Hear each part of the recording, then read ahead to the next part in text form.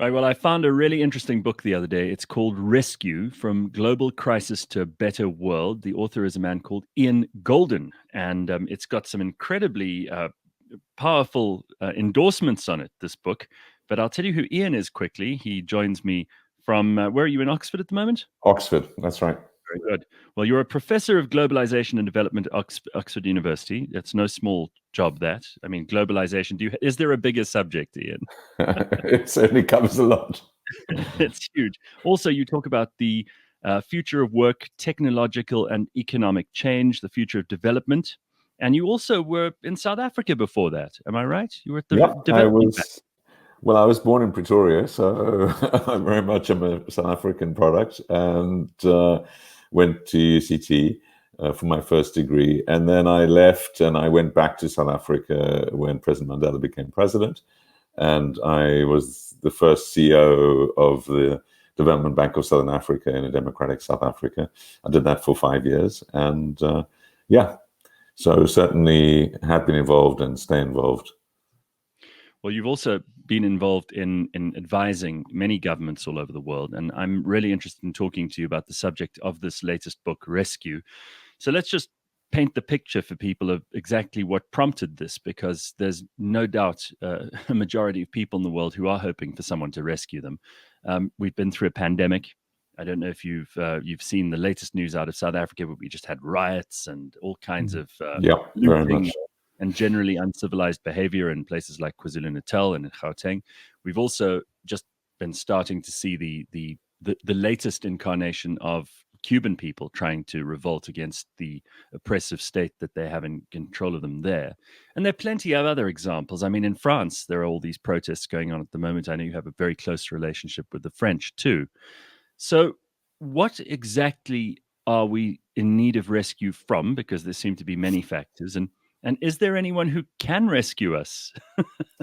Well, we are in need of rescue. The things are not good in the world. Obviously, we have the pandemic. We have rising inequality, massive unemployment and problems in South Africa, but in many other places, 125 million people pushed into extreme poverty by the pandemic, on top of those that were in poverty before, which is well over 1 billion. We have escalating climate change, and we basically have a system which is unstable. So what I argue in Rescue is that if we bounce back or even bounce forward along the same tracks that we've been on, we're basically heading over a precipice. That's why, over a cliff. That's why I don't like the language of reset either, because that implies we reset back to the operating system that we had before. But what we really need is different ways of doing things. We need a much more cohesive world. We need to address these fundamental problems we had if we want to have a bright future for ourselves, for our children, for humanity. And so this pandemic, I hope, is the wake-up call. It might not be, but if it's not, then we basically go back to a more unstable, dangerous world where we'll have more pandemics and lots more problems. So I hope it's the wake-up call, and that's why I wrote the book. Who's going to rescue us? We've got to rescue ourselves. There's no, big brother out there that's going to wave a magic wand and we're going to be rescued.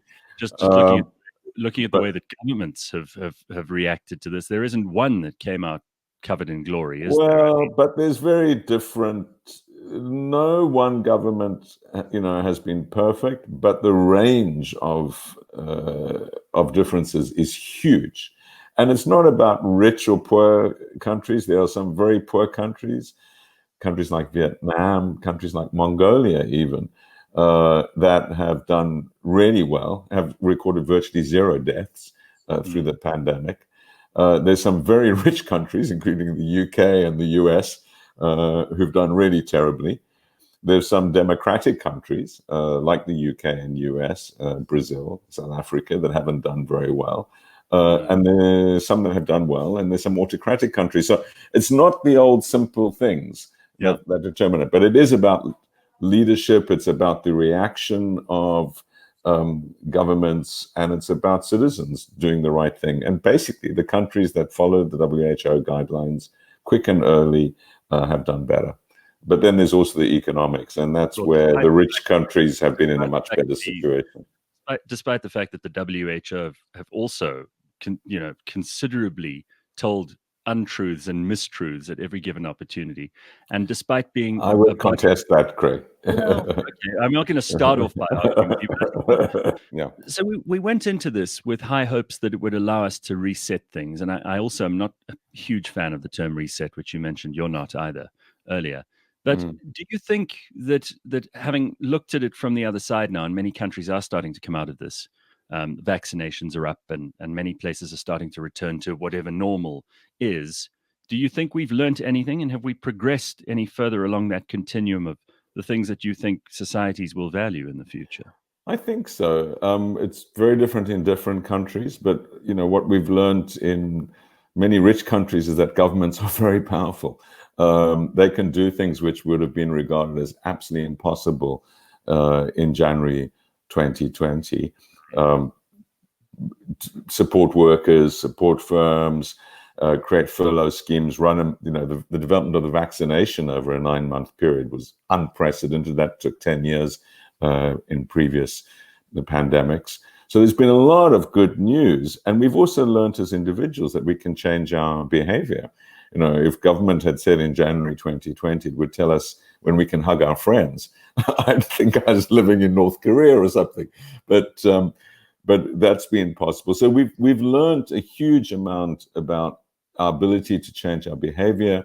We've learned a huge amount of government, what governments can and can't do, and the strengths and weaknesses. There have been some massive weaknesses, not least international solidarity on vaccines, on money, but there have also been some real strengths, like the development of the vaccine. So I think we have learned, yeah. I'm concerned, though, that there seems to be this disconnect between those in power, those in the academy, and those in the media and the rest of the world, because there's an absolute deficit of trust when it comes to the media, governments, and the academy, frankly. Most people in the world just do not believe that stuff. And they've started to fall out with the global agenda that's been proffered, which must be honest with you, seems on paper to be a pretty good thing. I don't have any personal objection to it, but I found myself, because of things like, should we wear the masks? Shouldn't we wear the masks? Are these vaccines healthy? Are they not? There's just been an absolute disdain for the mainstream opinion on all of this. And not just here in South Africa, where frankly, lockdown didn't work at all. People just carried on doing whatever they did before. The township economies continued as they always did. And, we had, I suppose, as many people die as we might have during a really bad flu season, plus perhaps 5,000. But most people don't listen to the government. And in this country, most people don't want to, because they don't trust the government. And that's true again for media and for academics too. How do you think that works in the rest of the world? I think, Gareth, that's quite a generalization. In some countries, there's very high levels of trust and following governments, not least in Asian countries.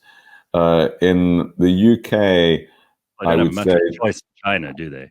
No, but they have a huge choice in South Korea or Japan or Taiwan, which are vibrant democracies, and people do. So I think it's not just about autocracy. There's some very democratic countries where people are doing things. Australia, New Zealand, I'm not sure I agree with their policies, but they certainly are getting very high levels of compliance with policies. And I think the situation in Europe is mixed. And in the US, what's fascinating is the difference between different states. You see some states which have 90% compliance, and you see some states which have 30% compliance. So I wouldn't say that it's everywhere that there's non-compliance, but trust is certainly at an all-time low in many areas. Not so much in scientists. At least everyone's hoping that they're going to get a vaccine and that the vaccines work, except the anti-vax movement. And then I think social media has a huge role to play in the reduction in trust. Most people are getting their information from news silos, and that is a real problem because it's just, and I imagine it's one of the reasons you've started this, is that the where people get the information shapes what they think. and that has, I think, become much more siloed and less trustworthy. I'm also interested because you say in your book that we've got to do capitalism slightly differently, and you have some interesting suggestions which I'd like you to tell us about in a minute. But there also seems to be a bit of collusion between governments, big business, big media all over the world, to the extent that ordinary people are prepared to take to the streets and to disbelieve the kinds of things they might have before. And I'm talking obviously about mostly, liberal Western democracies here. Compliance in Asia is part of the culture more than anything else. I don't think we can really talk about government there, because whether it's an autocracy, as the case in Singapore, for example, or a democracy like in Japan, they seem to, in that part of the world, generally follow the rules a lot better than people who are more rebellious in parts of the world, like Africa, for example, where we've learned not to trust governments to our own advantage and to the government's hopeful detriment. But I wonder if capitalism hasn't also, crony capitalism anyway, hasn't done itself an enormous disservice by allying itself with the machinery of state in so many places, and where they're after profit together, and the people are the losers in that situation. Yeah, I think crony capitalism, corruption, capture by business elites of government, or getting into bed. We saw this, classically with the Zuma years, and with the Gupta saga. But in many countries, that sort of high level of integration, and certainly something that we've observed in the UK, leads to huge mistrust. And it also stifles small business, which, of course, small business is the generator of jobs. It is where the vibrancy is. It's the challenge. These questions are being raised of the big tech companies now, the FANGs, Google, Amazon, Netflix, Facebook. Are they too big? Are they allowing competition? And any time that corporates get so big that, and especially when they get into bed with government, it's a very, very dangerous situation. And we've seen this. I mean, the apartheid government was like that. It had a symbiotic relationship with some businesses, business groups in South Africa, who profited mightily from sanctions and other things. And there's a constant danger, which is why competition policy is really important. It's also one of the reasons I believe in trade, is because trade, buying things from another country gives you that option of not relying on local monopolies. And if you can get it cheaper and better from elsewhere, that's good for consumers. But then how this works and how to stop corruption is absolutely central to the game. And I think it is one of the reasons why we've seen rising inequality. A lot of these global companies, of course, don't pay tax either. So that adds to the complexity, but it also leads to weakness of governments and the ability of governments to redistribute and support people. So there are three things there that I wanted to refer to quickly. Small businesses, obviously governments don't like small businesses because they're harder to make conform to the general rules. And obviously small businesses prefer to deal with other small businesses than to deal with governments or big corporations for very obvious reasons. They also know their clients and their customers better than the bigger corporations do. So government can't pressure them the way that they might the big ones, but they also can't really help them because government policy is much more gray than it is black and white at the small business level. I mean, again, I'll mention the township economies here in South Africa, which I know you're familiar with. And we don't really have any regulation there, and it works just fine. Thank you very much. The other thing is, and I'd like you to comment on that, but I'm going to list the other one in the meantime. The trade idea, the idea of free trade, this also counts government out of the bargain a lot of the time, because if I'm dealing directly with you, what do we need a middleman for, with all of their customs and rates and taxes and basically, at the barrel of a gun, forcing some money out of both of us when we're actually just trying to trade with each other? The small businesses, are the lifeblood of economies, and small businesses become big businesses very seldom, and sometimes many times they go bankrupt. But that's the creative destruction process, which leads economies to create jobs and flourish over time. And you're right. I mean, the very high share of small businesses. An individual cutting someone's hair on the street corner or selling some food is a small business in some respect. Just operate independently of the system. They're not highly regulated. They need a lot. And we created Kula, which was a small business group, and we did many things when I was in the first democratic government in South Africa, to try and support small businesses. So I think it's a bit of a generalization to say that governments want to kill small businesses. I can assure you, currently we have a minister of small business, and I cannot name a single small business that she has helped. So okay, all right, but I mean, there are ways you can help small business, like create small business loans, for example. Which government can just get out of the way. That's usually. But also, small businesses depend on the things that people depend on. You need electricity if you want to sell meat, and have a fridge. You need water. You need lighting in the road so it's safe. You need police and security so you're safe. So small businesses depend. If you have a country which doesn't have, or a location in a country that doesn't have those things, it's very difficult for small businesses to thrive without those things. So what small businesses really need is a good governance framework, allows competition and good infrastructure.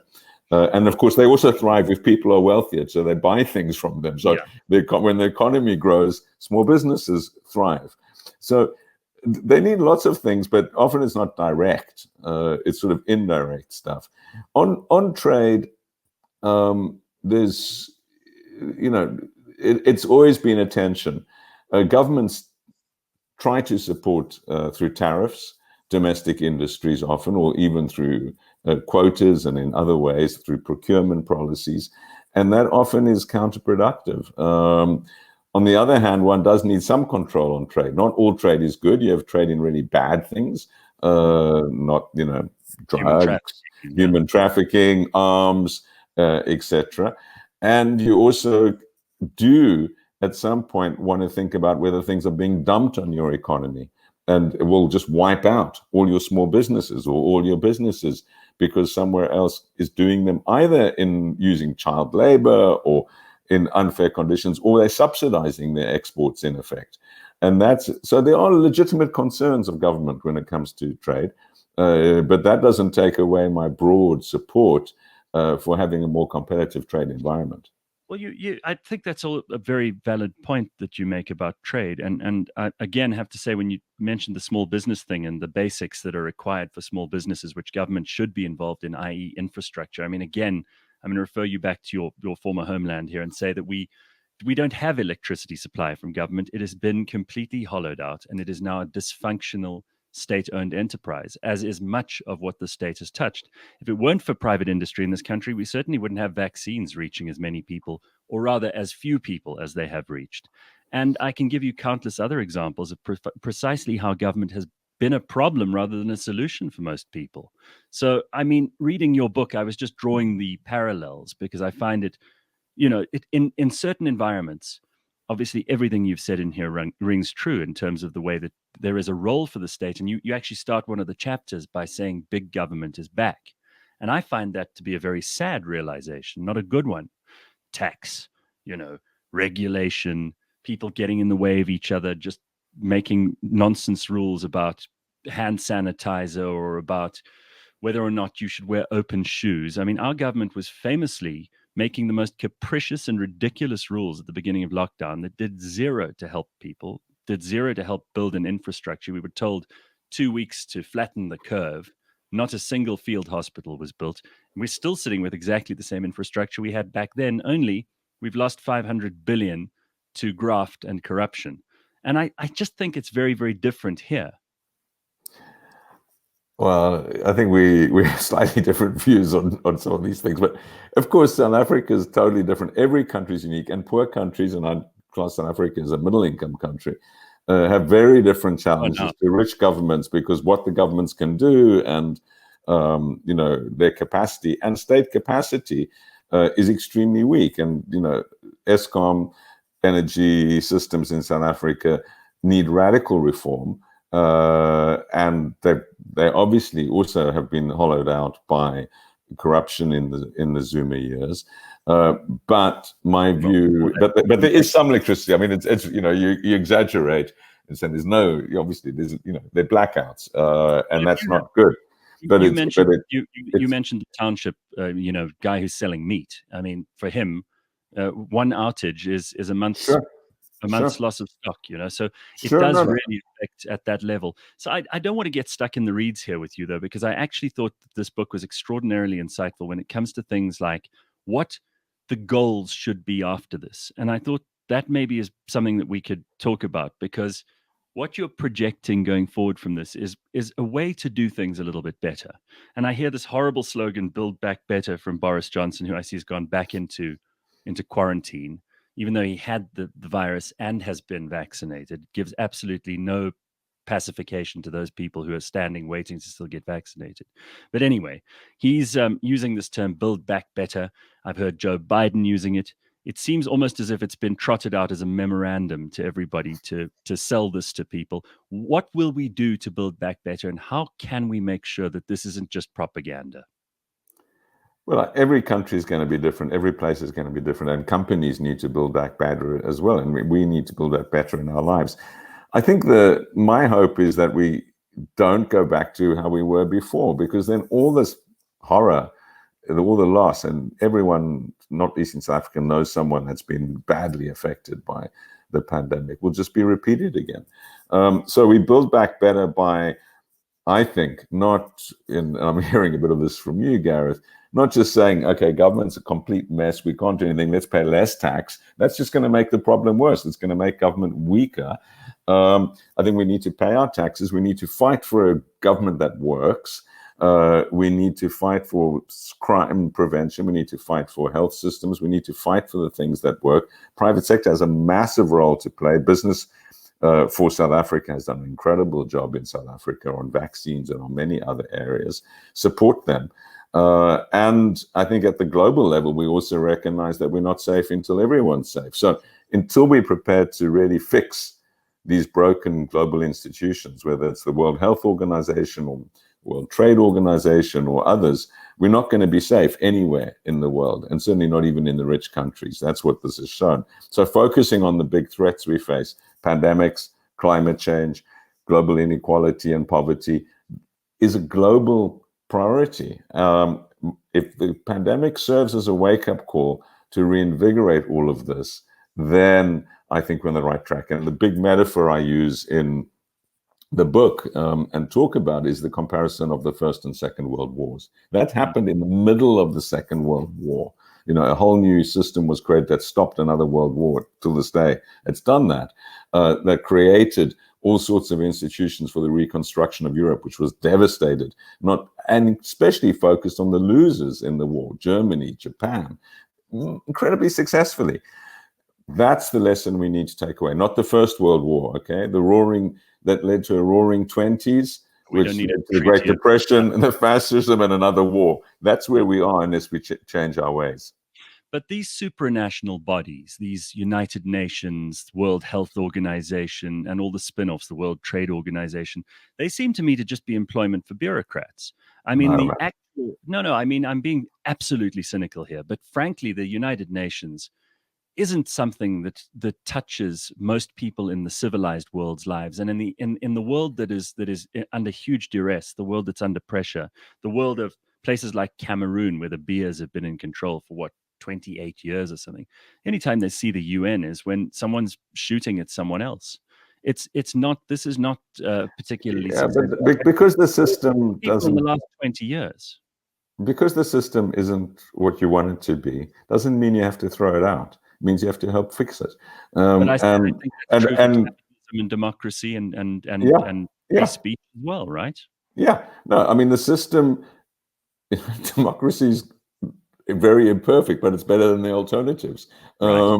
And in this one is part of the solution. You don't get a solution. If everyone just said it's buggered, then we all buggered, because then we have no hope, really no hope. If everyone says it is very imperfect, There's lots of massive problems. We know what they are. We not know what everything is, but we'll be part of the solution. Then you have hope.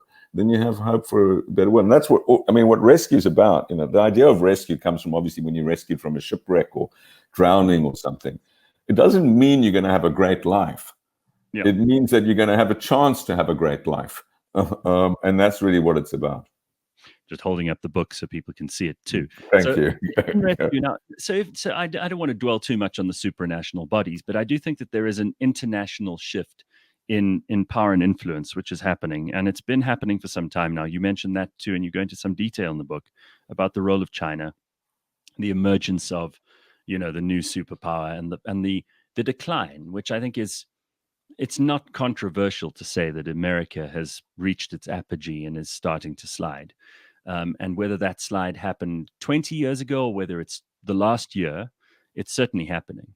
And do you think that slide is overall a good thing for people who want a free liberal society, or do you think that it's mostly a bad thing? And what can we look forward to if China are to rear their heads and dominate?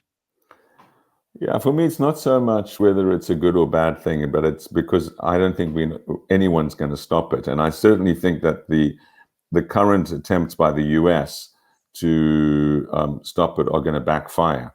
And making countries like South Africa or any country choose between China and the US is absolutely the wrong approach. We go back to a Cold War, like the Cold War we had with the Soviet Union and the US, where countries had to choose, and there were conflicts over it all around the world. And global growth is slower, global trade grows slower, job creation is slower, global poverty reduction. Everyone loses in that world, except the arms manufacturers in the respective countries. So that's not the answer. So the question is not, is China rising? It is, and it's going to continue. And the US's relative weight in the world, relative, not absolute. The US economy will continue to grow. People will get richer there, but China will be slowly catching up. That's good. I mean, as long as it creates more global growth, more poverty reduction, and helps solve problems. So the question in my mind is, how do the US and China work together in that world? It's not a zero-sum game. One thing we've learned from the history of trade is that when more countries grow, the world economy grows, and poverty reduction has a potential for being increased. It's not a mercantilist thing that China gains at the US has lost. I mean, one of the reasons the US has done so well over the last 20 years and consumers have got wealthier is because of the rise of China, investment in China, cheaper goods and services from China. That's been hugely beneficial. So now the question is, how do the two work together to fix climate change, to stop the next pandemic? And in the process, how do you become frenemies? How do you say, we disagree with you fundamentally on human rights, on the suppression of democracy in Hong Kong, on anything else you want to disagree with, and still we recognize we have a common interest in dealing with climate change, pandemics, and other things. Do you think China has been an honest player in the world up to now? I mean, you mentioned Hong Kong. We know about Tibet. We know about the Uyghurs in the northwest. We know about the genesis of this pandemic. All of this seems to make China look like they're not actually interested in being honest players with the rest of us. And you can't play games with people if they're not going to be honest about their intentions, or try to cover things up, or try to make things obscure. And we know we've got a Chinese Communist Party who are actually feeling quite disconnected from their own population at the moment, in terms of the fact that that population, the largely rural, largely poor population of China, while they've raised many people up into the middle class, that population, when there isn't growth, is going to become very jittery and will make rule for them a little bit harder. And perhaps we'll see more autocracy rather than less. Well, once again, there's much that you say, there's much that we could talk about, and I disagree with some of it. But China will, I think, continue to grow at over 5% for the next 20 years. As long as you're doing that, you're not going to lose power. People say there's a crisis in China because they're only growing at 7.9% at the moment. Well, in our dreams, anywhere else in the world, we want to grow at that amount. As long as people's incomes are rising, poverty's been reduced, there's huge support for the ring. So forget about regime change in China. The question is, can you work with the government, even if you disagree with them? And there, I think there's just no option. Are they honest? Are they dishonest?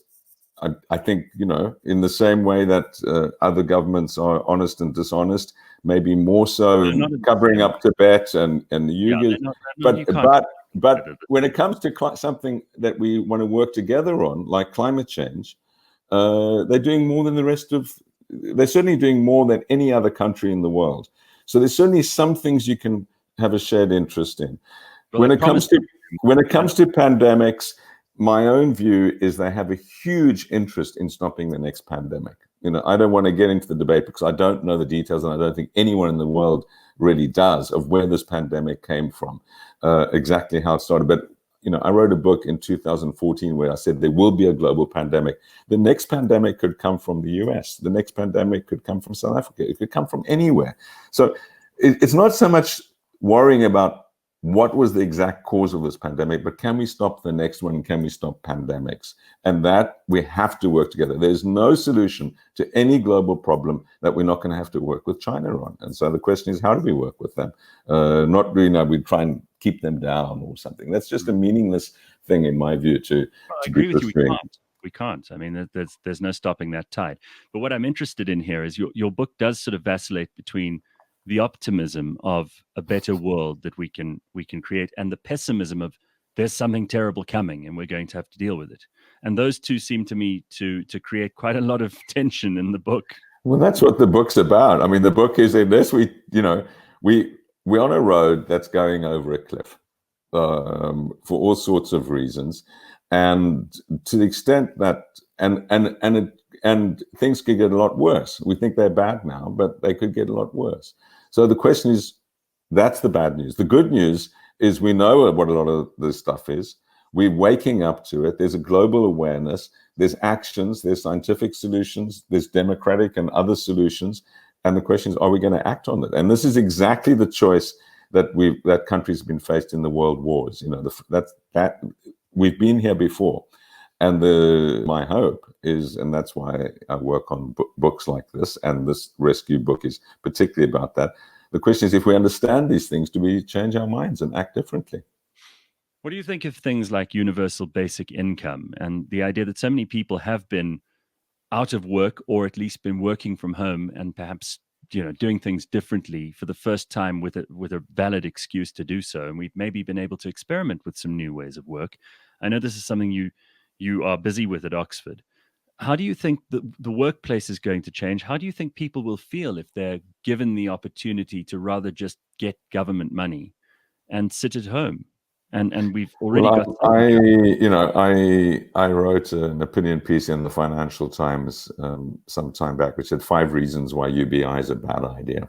So I think UBI is a bad idea, and the basic reason is the universal word. Because universal means everyone gets it, and that means that you give it to billionaires, you give it to everyone, which means, and that's a second point, that actually it increases poverty because poor people get less in many countries than they're getting at the moment. I do believe in basic income. I believe that no one should starve in our societies, and certainly those that can afford to stop starvation should do it through basic income. But I also believe in the meaning of work, and I think people need to work. I think the objective of society should be full employment or close to full employment. And we get so much from work. We get our meaning, we get our status, we get our networks, we get skills, we get income. And it's incredibly important to people. So the idea that you pay people to stay at home seems like a real cop-out. On the other hand, if people don't have income through no fault of their own, and I'd certainly put pandemic impact on that. Lockdown. Yeah. Then you need to support them and have a basic income, but only give it to people who need it. So it should be means tested. I think the cutting of the social grant recently in South Africa was a mistake because people desperately need that money. And it's actually not that big a budget compared to many other expenditures. So I would prioritize that sort of thing. The question on the future of work is added to this because in my group in Oxford, we're doing a lot of work on robotics and automation, the future of work. And it's been accelerated by the pandemic. We are seeing increasingly some people can work at home. Some are being increasingly replaced by machines, basically. And call centers are very vulnerable to this. with the new technologies, but also manufacturing of different types. And there we need to think where the new jobs going to come from, and work out ways in which we can create enough jobs. But I think the prospect of societies in which large segments of society can never get a job, and that's sort of something that South Africa needs to worry about very deeply, is not a good one. I think it's a recipe for political disaster, and it's also a recipe for people feeling very depressed, and all sorts of things that come out of that, including crime, including other side effects. It's a very good moment to bring in your chapter on mental health, which you've given some attention to in this book too. I can't help but think that part of the reason that we've seen this outbreak of violence last week in South Africa is obviously there's political manipulation going on. There is huge factionalism in our otherwise completely failed majority party, who've done absolutely nothing right in the last 2 years. And despite Cyril Ramaphosa having great intentions, it seems that the ANC is collapsing under him, whether he likes it or not. Jacob Zuma did a lot of that damage, but a lot of those people who are in Cyril's government were in the room while Jacob Zuma was making his nefarious decisions and alliances. A lot of the reason people were so upset last week is it was just the spark that provided an excuse for them to break out in some way from the lockdowns and from the pandemic and from all of the damage that's done to families and to jobs and everything else. You highlight some of this in your chapter on mental health. How do you think that's going to go in the future? Yeah, well, I mean, I think there's a whole lot of things that went into the fires and the riots in South Africa in the last weeks, which are clearly a terrible combination. But the fuel for it is a lot of desperation as well. And I think mental health has been a major issue which has been neglected, not only in South Africa, but around the world, in the UK. When you look at the data on this, it's really very upsetting. A lot of young people particularly have sacrificed enormously, social lives, education, job prospects, etc. And the stress on people across the board is enormous. And it's also leading to some really nasty stuff. Incidences of attacks on women at home and all of that are rising in the pandemic. So again, the rescue dimension to this, which I focus on, is by talking about it, and people are talking about it more. Can we do more about it? Can we help fix this problem? And how do we do it? And that's basically what the chapter's about. There's another part to this, which is, I suppose, something that might interest a lot of people. And that is that largely some of these ideas around how we can make a better global world might not be taken up in some places. There might be parts of the world, maybe here in Africa too, where they're not particularly interested in some of the points that you've raised here, that some of the things that are going on in the European Union or in the US or in the UN for that matter. They would prefer sovereignty. There's a rise in kind of nationalism. There's a rise in populism in some places, which should worry many of us. Do you think that this is a Byzantine or Roman situation where the influence just can't go much further? It becomes unwieldy, and where these global ideals and the G7 who meet and shake each other's hands and chart out a path for the rest of the world, where these things become disintermediated to the degree that there's some country somewhere that just doesn't care anymore and stops listening. Yeah, I mean, it's the book's written with a global audience in mind, but it's the data and the evidence that I cite is largely evidence that where it was available.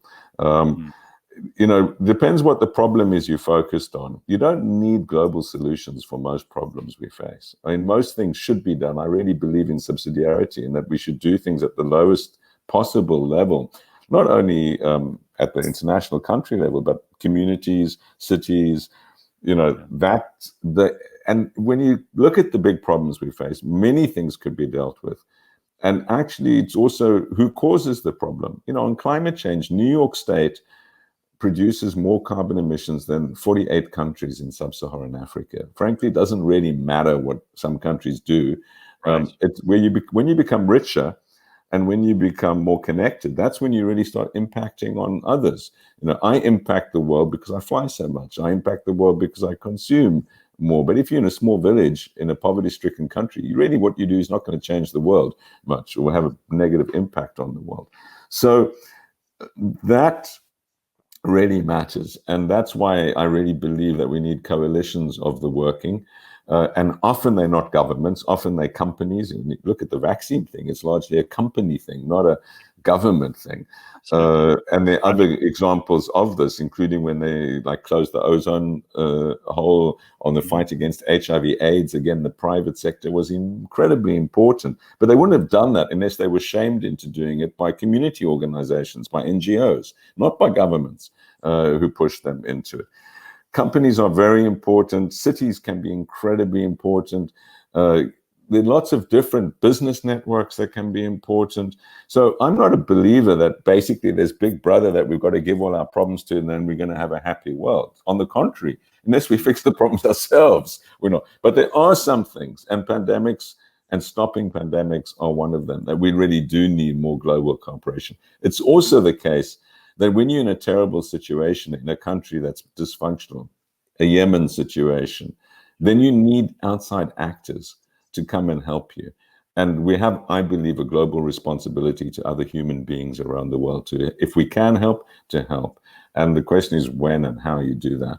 So I think, yes, there's lots of places where things are going to get on.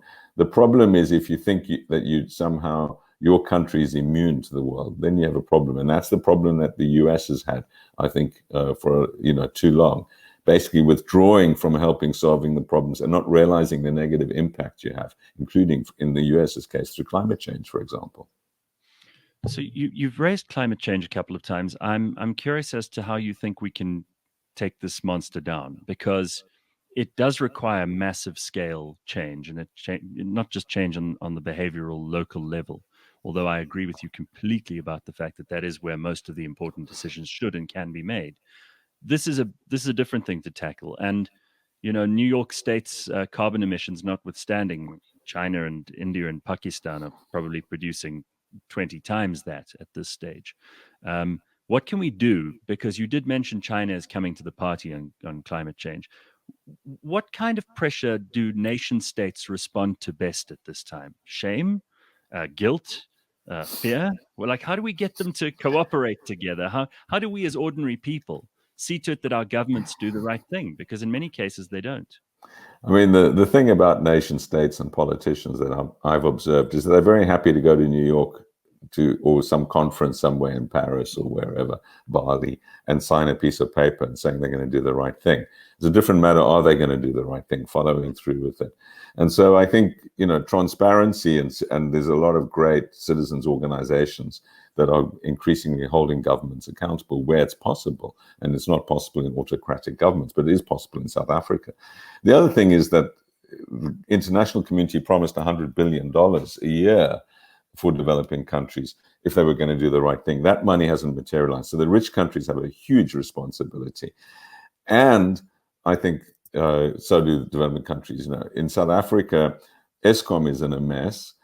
The solution for South Africa is not building more coal power stations as it's done, but actually to make a more rapid transition to renewable energy. And we've seen the effectiveness of that.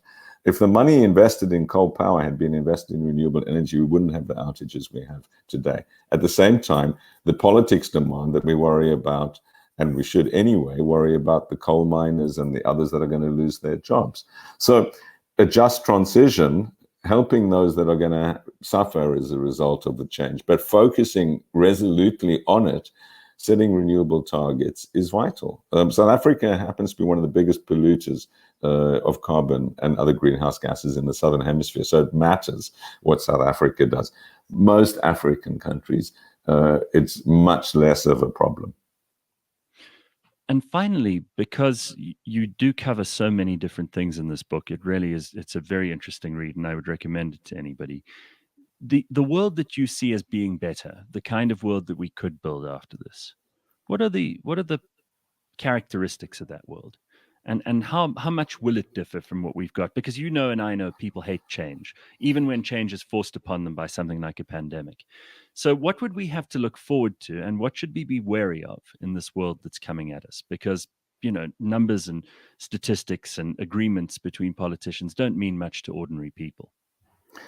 I think what we all need to internalize, and South Africans know this because those that are old enough did this when they embraced the change of the end of apartheid. A massive change. I mean, and I don't think anyone wants to go back to the apartheid period, even with all the faults and warts of the current system. You'd be hard pressed to find such a person.